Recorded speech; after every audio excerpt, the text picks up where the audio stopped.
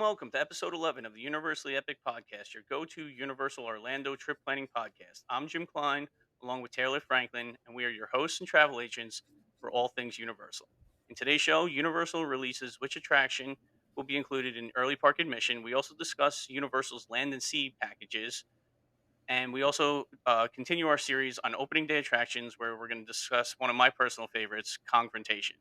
So let's start off with our first topic, which is Universal just released the Epic Universe Early Park Admission um, rides that are going to be open. Have you seen this? I have. I'm really excited about it. Yeah, so I'm actually a little surprised at the attraction. So they decided to go with basically everything in Super Nintendo World. You have Donkey Kong Country, like the mine cart. You have the Mhm. Yoshi Adventure, and then you have the Mario Kart. And then they also threw in Stardust Racers, which obviously we've already talked about this before, but Stardust Racers are is going to be one of the better roller coasters in the park. I Yeah. feel. I am shocked that like Harry Potter's not like listed on there because the other parks are like Harry Potter, but I guess maybe that'll like force people to go if they want to do Harry Potter like early to the other Well, parks. Or what do you think? I think that maybe it's because of like the direction they kind of want people to go in Epic. And it's kind of the same for like most parks where they're kind of like pushing you to one side of the park. So like for early admission for Universal, they want people to go back towards Hagrid's and make their way to the front of the park. Yeah, Um so they can like get people in the gate, but they kind of want you to experience Epic kind of like in the circle that it's supposed to be in. gotcha. Though personally, I feel like you don't have to start in Super Nintendo Land. Yeah, it's gonna be one of those, like, do you go left or right when you enter the park, you know? Yeah. Yeah. It's like the age old epic question or Epcot question where it's like, do you start in Mexico? Or Yeah, exactly, yeah, Canada or Mexico, which way do you yeah. go? Um, but, yeah, I get it because, like, they do have over in Hollywood, they have, like, that special ticket that you could purchase to get into Super Nintendo World early. Mhm. Um, do you think they go that route also? Like, do you think they go even earlier than the 1 hour and, like, I try to don't think squeeze more so money out? because it's like it's its own park and Yeah, it's not really like they don't have to deal with quite the amount of crowds that like Hollywood would have to deal with. yeah. Um I don't think so. Yeah, I don't. More than I think about it, probably not because you have the whole resort there, so that's like a resort Yeah. perk where like Mhm. Hollywood, like you can stay at hotels that have like relationships with Universal, but they're not like actual, like it's not a whole, Right. you know. Uh, Mhm. yeah, so it'll be good to get in early, especially if you have kids and you want to check out Nintendo World. Yeah. It's definitely going to be probably one of the more popular lands when it first opens up. But, like, we've been talking about all the different lands, like, there's so much going on there that, like and there's so many attractions, like, that are gonna open, so it's gonna be a Mhm. great time, like, anyway. So, you know or do you just start heading towards, Ministry of Magic? Like, you know what I'm saying? Like, you just kinda, like there's probably gonna be a line waiting for that more so than, like, Yeah, Harry I mean, Potter. there's Just definitely gonna be, go. like, up on those barricades that they Yeah, always put, there's definitely gonna be people waiting there. Um, or I don't know, because here's my thing, and this is the 3rd installment for the Wizarding World of Harry Potter, and we kind of know very little about it. They've released some information, but we kind of know, like, in comparison to everything else, so it's very possible that, like, honestly, like, Super Nintendo Land obviously will have all of the, praise and everybody will wanna be there, but it's also kind of possible that Dark Universe, especially with Wolfman that just came out today, um, it's very possible that Dark Universe will have quite the line over there too. yeah. I think you're gonna have a lot of different people going to a lot of different places when it first Yeah. opens, right? Like, it's so, like there's so many different, like, groups of people, right? You have the Halloween Horror Night people that are definitely going to Dark Universe. Like, that. Like, they're just 100%.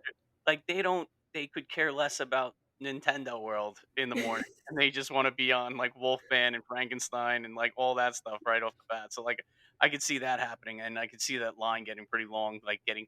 uh, So you think there's like a limit to how many people are in these portals, right? I Like, think there it's really has to small. be, right? Because Yeah, there's one entrance and one exit. yeah, that's what I was thinking. Like, so when but also I guess you're controlling that at the front gate as well as how many people are in the land. But like, if they're gonna pack this place out, I would imagine, right? Like, but you also don't want 3-hour lines for every single thing. So there's Yeah, got to be a balance there when they first open. And right.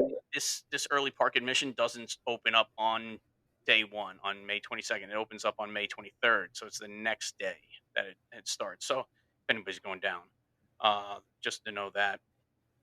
Um, yeah, so that's early park admission. So um, enjoy Nintendo World, and enjoy Stardust Racers. It's gonna be a great roller coaster. Have you seen the um, the video online of Stardust Racers at night? Yes.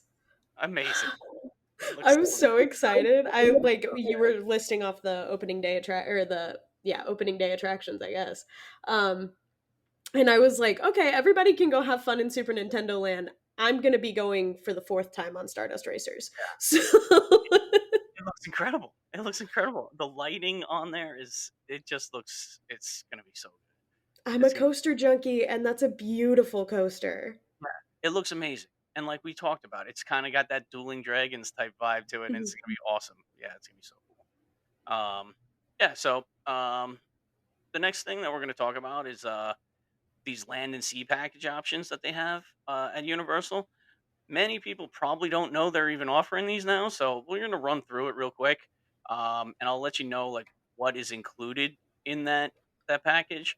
So it's you get a 1 to 3 night stay at select hotels. Those hotels are Portofino Bay, Sapphire Falls, Stella Nova, Terra Nova, no Terra Luna. I always mess that up.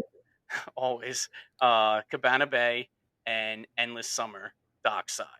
So those resorts there, you have a choice of those resorts. Obviously, if you stay at Portofino Bay, you get the unlimited express pass. You can get 1 to 3 days of park tickets. You could do a 2 park or a 3 park ticket, but you must have the park to park option on those tickets. The package also includes transportation from your Universal Hotel to Port Canaveral, so it's only for Port Canaveral, no other ports.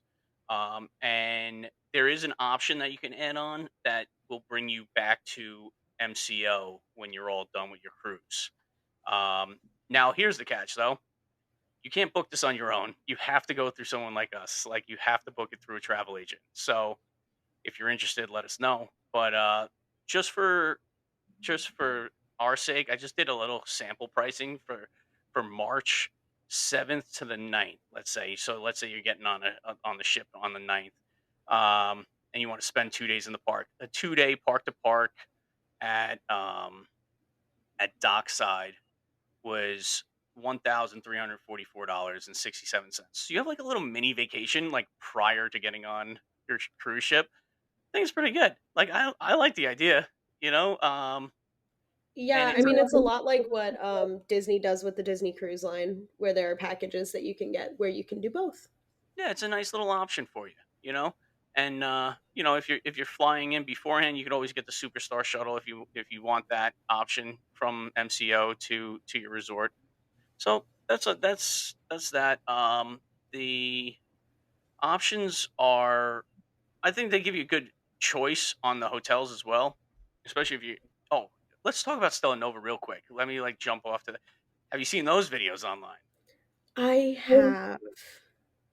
So what are your thoughts? I'm apprehensive. I was really excited when they kind of announced what's going on with the Stella Nova and the Terra Luna. Before we got to see kind of like the inside, we were just looking at concept art. Um, and then I saw it. It's a little plain inside, right? It feels really confined. Yeah, yeah. It's like The rooms feel really small. they do, they do. But you also do have to think think along the lines of like a Aventura type price. You know what I mean? It's in that category.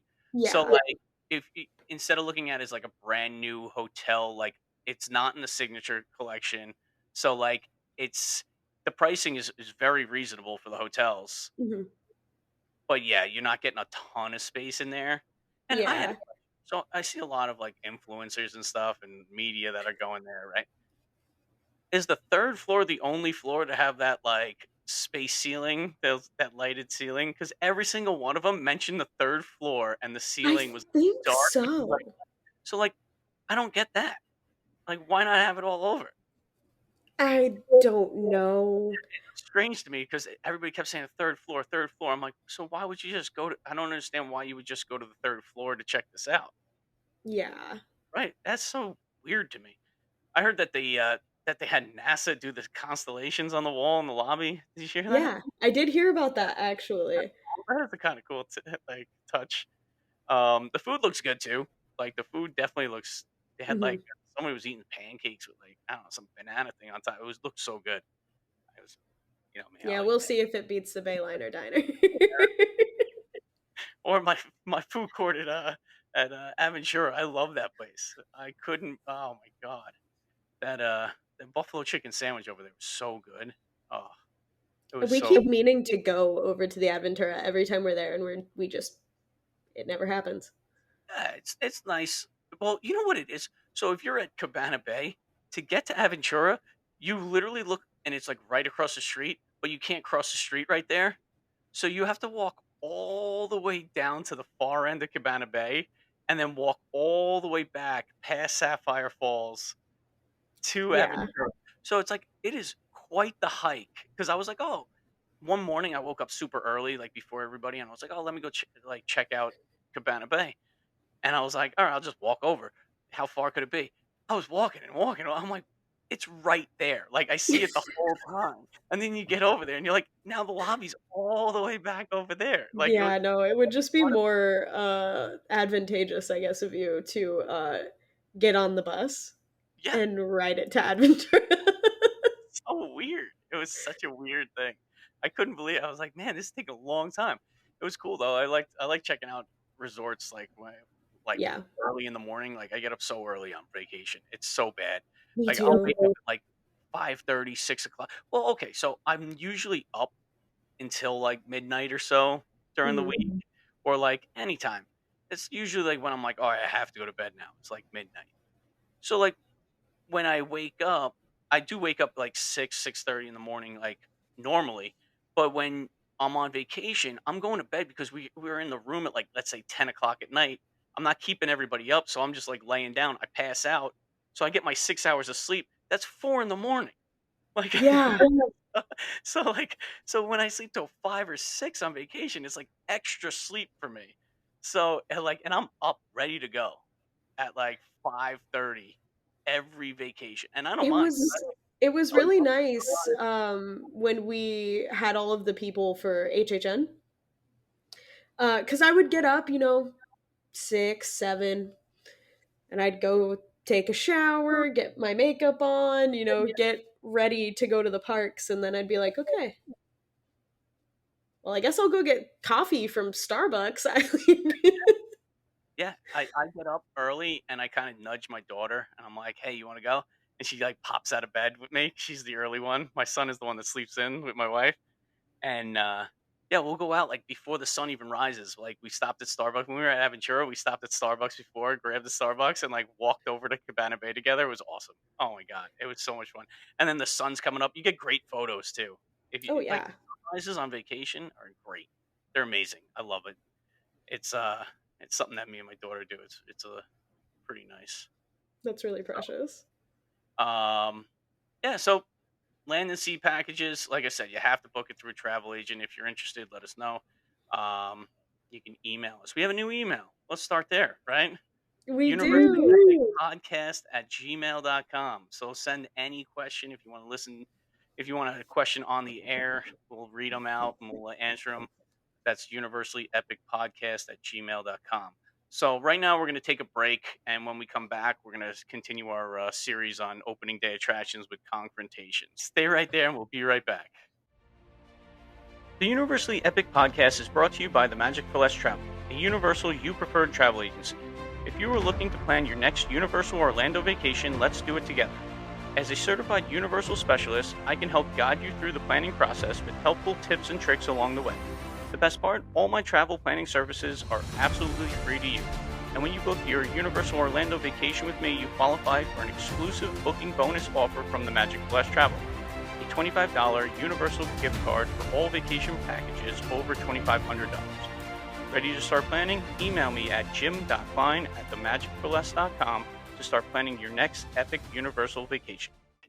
All right, welcome back, everybody. We're going to get back into our series on opening day attractions at Universal Studios. Today, we're going to talk about Kongfrontation. Kongfrontation was one of my personal favorite rides as a kid. It was amazing, and I'm going to take you through how it all started with this attraction. So, um, it opened on opening day, June 7th, 1990. It was based on the 1933 King Kong and its remake in 1976, and it was this all kind of goes back to when everything kind of goes back to like the tram tour, it seems, at Universal Studios in Florida. So back in the day, 1986, on the studio tour, there was a King Kong encounter, um, and that was their first like King Kong attraction at Universal, and that was in Hollywood. And on the tram, you would come face to face with like a 30-foot animatronic um, King Kong. Thing weighed 7 tons. So I believe it. it was a huge, huge success, and they loved it. So like that was 1986. So the wheels got turning, and they're like, okay, we have to like bring this to the Florida park.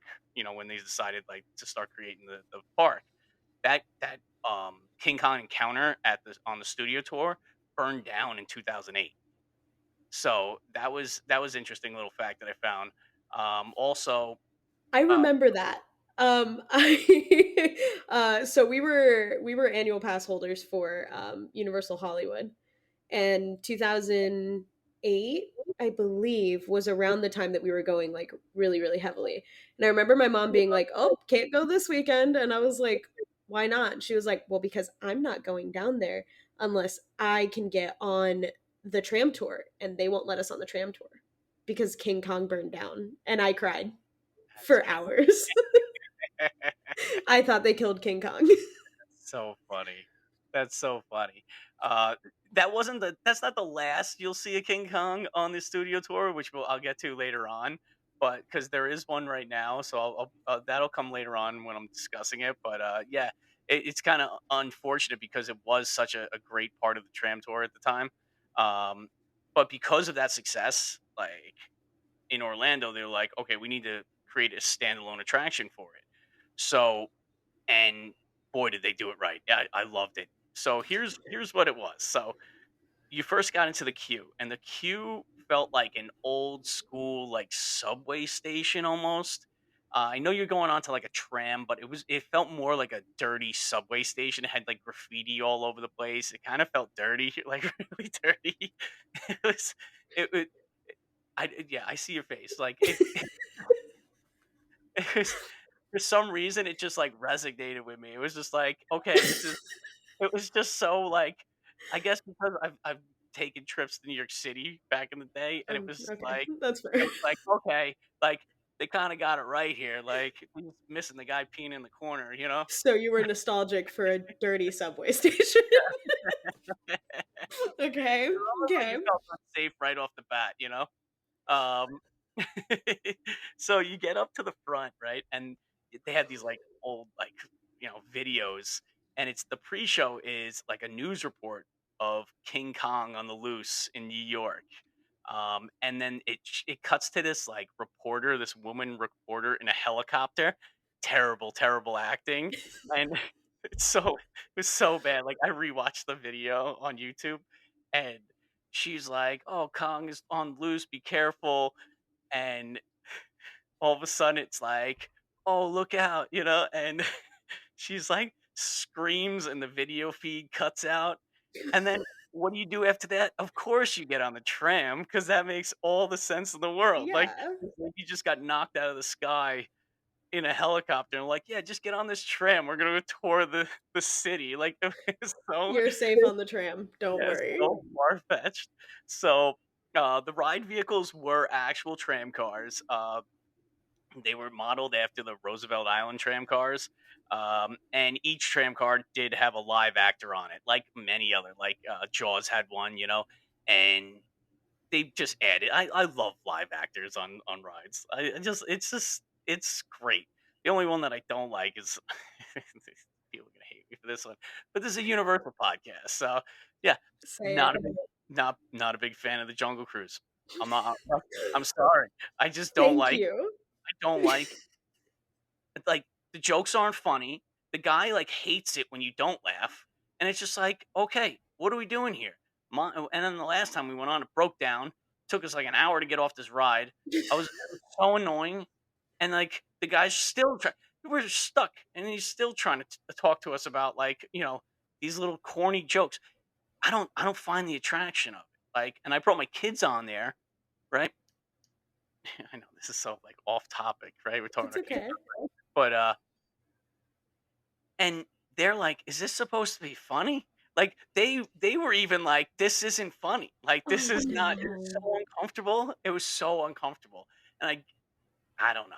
I just don't get it. So, but for some reason, the live actors at Universal, amazing. They actually much like when there was live actors at the Great Movie Ride, Mhm. right? Loved it. That was great. It because it played a role, you know what I mean? And it wasn't just like awful jokes. Yeah. Yeah. I don't know. Well, I think that part of the problem see, we're going on the Jungle Cruise thing for a moment. I think that part of the problem with Jungle Cruise is that all of those jokes have been told for, Yeah. like, 20 years. Yeah. Yeah. Yeah, you're right. Everyone knows them, everyone knows the punchline, it's just it's Yeah, like, I don't know. It's not Well, Disney will definitely not be sponsoring us. yeah, they're not gonna be Alright, back to Universal. Here we go. Alright, so you have the live actors on the podcast. We're talking on the podcast right now. On the podcast. On the podcast. No, so they're on the tram and you take off. And you're kind of going through what they claim to be like the Lower East Side of Manhattan. And it's like it's kind of a mess. Like cars everywhere. There's fire hydrants like shooting water up in the air. Um, and basically you hear the news reporter like there's a live feed onto the tram basically, and you hear the over the radio the news reporter like speaking of Kong and be careful out there type of thing. And then you finally get to see King Kong for the first time, and he's hanging from the Brooklyn Bridge, and that first sight of him is like awesome. It's kind of similar to like what it is now over in Skull Island. Um, and it's a cool thing back in the day. Now this is you see Kong twice on this ride. So this is the first one, and you like narrowly get away from him, right? You turn a corner, and there's that helicopter. That news lady, I guess, didn't fall out of the sky. The helicopter's shining this huge bright light into the tram, like blinding you. And then the actor's like, "Oh, you're blinding us, so you can't see where we're going. We're on a cable car. I don't understand what you're talking about, but whatever, right? Like it's going wherever it's going. Like, and so then you turn. So it's like, you know what they're doing for the big reveal. Then you get the big reveal, and there's Kong just staring you down on the side. It is one of the best moments I've had on any attraction ever. So King Kong just is angry, right? And he picks up your tram. And then this okay, this part's not the best part, but he he lets out this growl and it smells like bananas, which is just crazy. And then he takes the tram and he feels as though he tosses you and you kind of drop a little bit and you finally get caught. I don't know why this resonates with me so much, but I loved it. I thought it was the coolest thing ever. This thing is moving around. It looked real. It was so good. Like as a kid, I was blown away by it. I loved it. So then and that's it really. So then as you're pulling back into the station, they have a little like news clip come on and there's these TVs off to the side and then they're like, "Oh, these people we caught on camera." And it's you, like, they just recorded you in your confrontation with King Kong and you see yourself like go by. Really bad technology, obviously. Like, doesn't look very good. But this is back in the '90s. It was great. I loved it. And then when you got into like the when you left, you walked through um like a gift shop, and they had a King Kong like thing there that you could like take a picture with. So that was King Kong. Like it was so different, and especially like growing up going to Disney and stuff, and then you come over to like Universal and you see something like that, and you're like, man, this is nuts. Everything. It seems like Universal just tried to just be a little bit different, a little bit edgier, and it worked. It worked for me because Mhm. I was hooked. I was hooked. Uh, Funnily enough, actually, the King Kong encounter in Hollywood now um, is actually also the reason that I fell in love with Universal Studios. oh, really? That's so funny. Hmm. So I have that in my notes here too. So before we get to that, so Kongfrontation ended up closing in 2002. That made way for Revenge of the Mummy. Love the ride, but we'll talk about that ride in detail at another time. But yeah, it was it. What the problem was there was so many moving parts in this ride that it would constantly break down and it was just getting to a point where the downtime like was almost exceeding the ride time, so it's much like every other opening day attraction is extended downtime and it's just like, yeah, we know, we get it, you threw it together, just to get it out there. And I loved it when I went. It was open, so like I'm sure there's plenty of people that experienced it, but like I guess the downtime was what led to its demise. um But then, So, yeah, was it like issues with the animatronics or? yeah, so from what I found was it was the animatronics. So like this thing is like tossing a tram. You know what I mean? So like Right. so it had to do something with most likely the suspension Yeah. mechanism, the animatronic not working. That thing was huge. It was gigantic. So like if that thing goes down, I'm sure it's not easy to fix. Um, you know, so I guess that's what I found online. Yeah, that Uh, makes sense.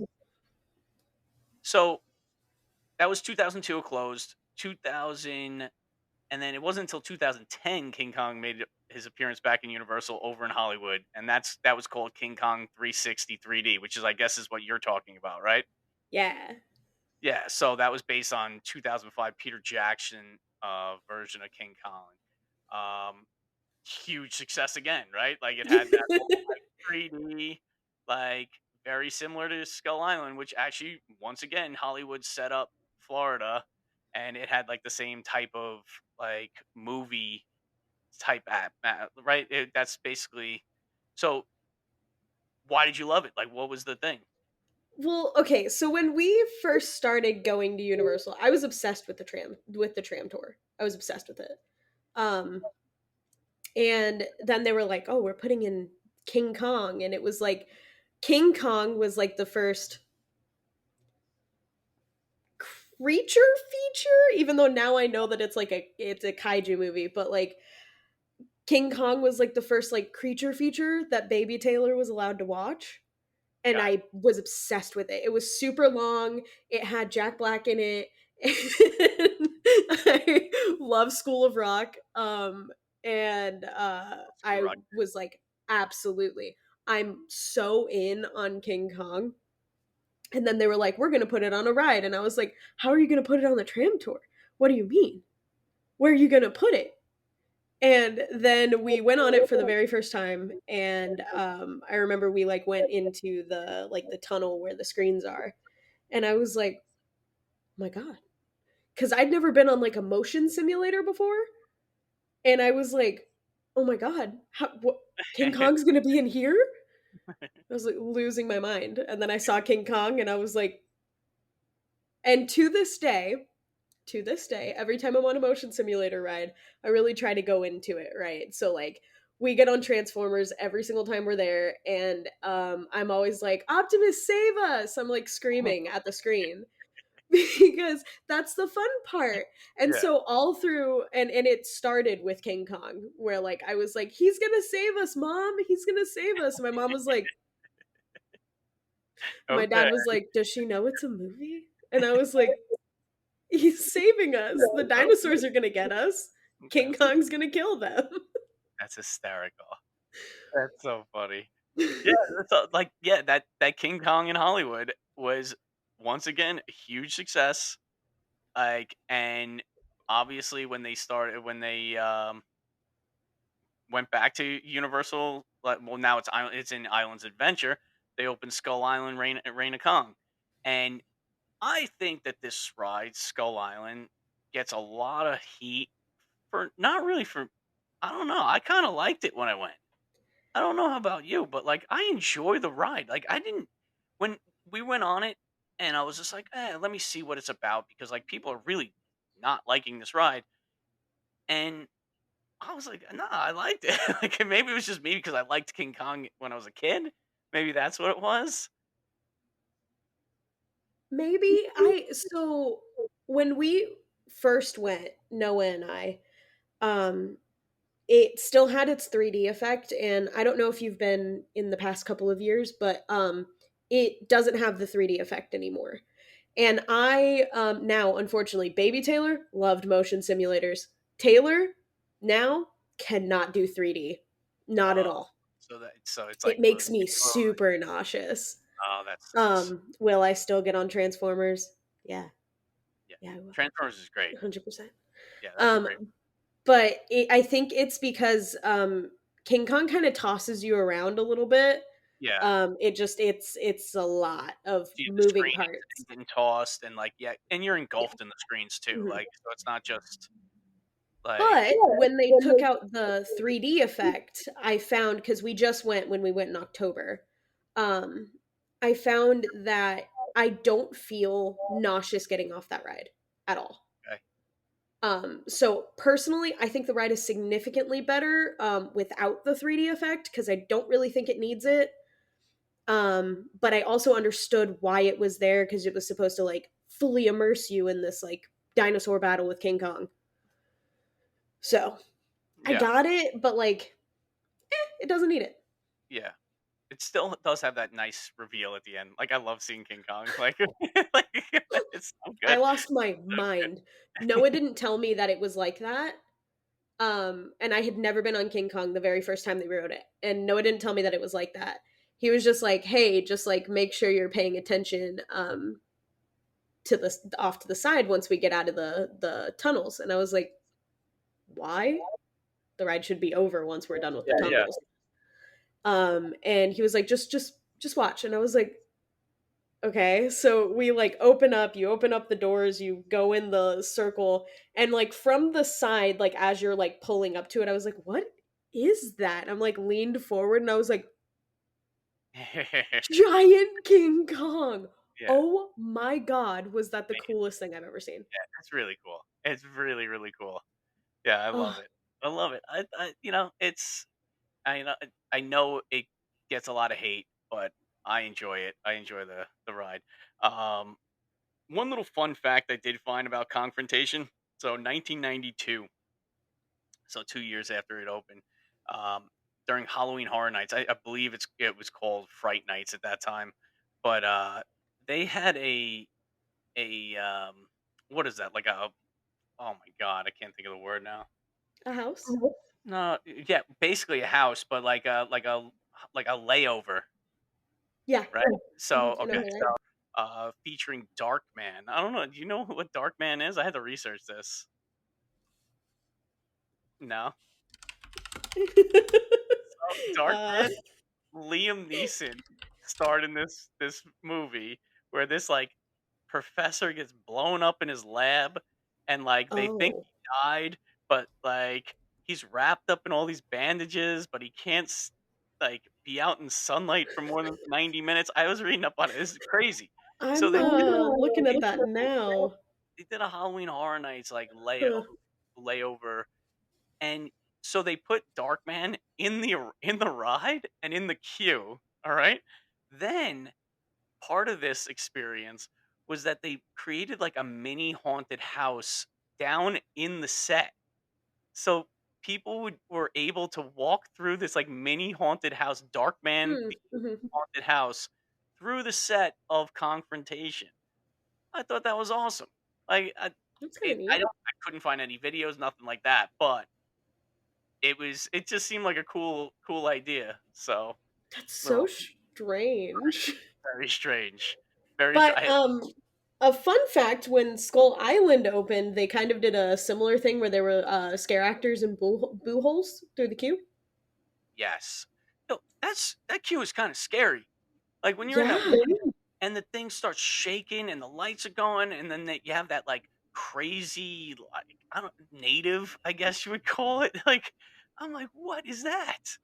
That's I was. Good thing the line wasn't very long because nobody wanted to go on the ride. there was a kid that was in line, and I have this knack for, like, there will be children in line either behind or in front of me who will be really scared, so I'll turn around and I'm like, "Hey buddy, it's not that scary. It's okay." And I'm 4'11", so the parents don't think anything terrible, and I'm not trying to do anything weird. They're crying and the parents don't know what to say to these kids. So I was like, "Hey buddy, it's totally fine." I was like, this is all just for the payoff at the end. I promise you, this ride is so worth it for the payoff at the end. And he was like, okay. And so, like, we chatted through the line, and the parents, I think, were just like grateful that they didn't have to deal with a screaming child. Um, and Noah was like, Taylor, this is so weird. Stop doing that. And I was like, nah, it's fine. It's fine. Don't worry about it. I've got a new buddy. We're talking. We're talking. We walk right past the place where you get the 3D glasses. We get on the ride and we're taking off, and I was like, I didn't grab the 3D glasses. Oh no. Okay, well, so, like, we go through the ride. Noah was laughing at me. We go through the ride. We get to the King Kong, and the kid's sitting in front of me, and he was like, "Oh my god!" And he turns around. He's like, "Did you know?" And I was like, "Yeah, this is the payoff at the end. I told you." Yeah, And then I heard him while they were leaving, and he was like, "This is my favorite ride. Let's go again." that's awesome. But he That's was very so scared through the queue. The queue yeah, was really creepy. it's creepy. It's a creepy queue. It is. Um, yeah. So that was Confrontation. That's it was a great ride when it was around. I enjoyed it a lot as a kid. So I guess that'll take us to the end of the episode. So um, let's get into it here. So I don't know if I'm gonna even mention TikTok because it's probably not gonna be here. We're recording on Saturday, so it might not be here tomorrow. So well, like and follow us and all social media platforms, Instagram, if TikTok's still around, YouTube. Leave us a rating and review on Spotify and Apple Podcasts. Also, join the Universally Epic Podcast community on Facebook. This episode has been brought to you by the Magic of Less Travel. If you have any Orlando trip planning questions or are looking to book your next trip to Universal, email us at our new email, universallyepicpodcast@gmail.com. And like always, have an epic week, everybody.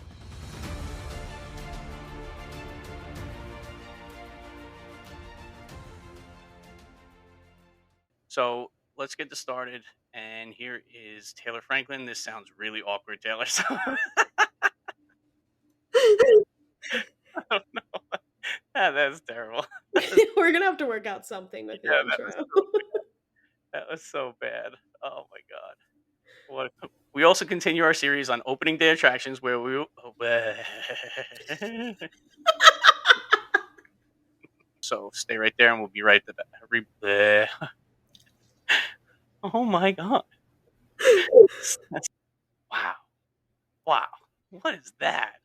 I didn't even get through 3 words. And we're back. No, we're not. I don't know where I'm going with.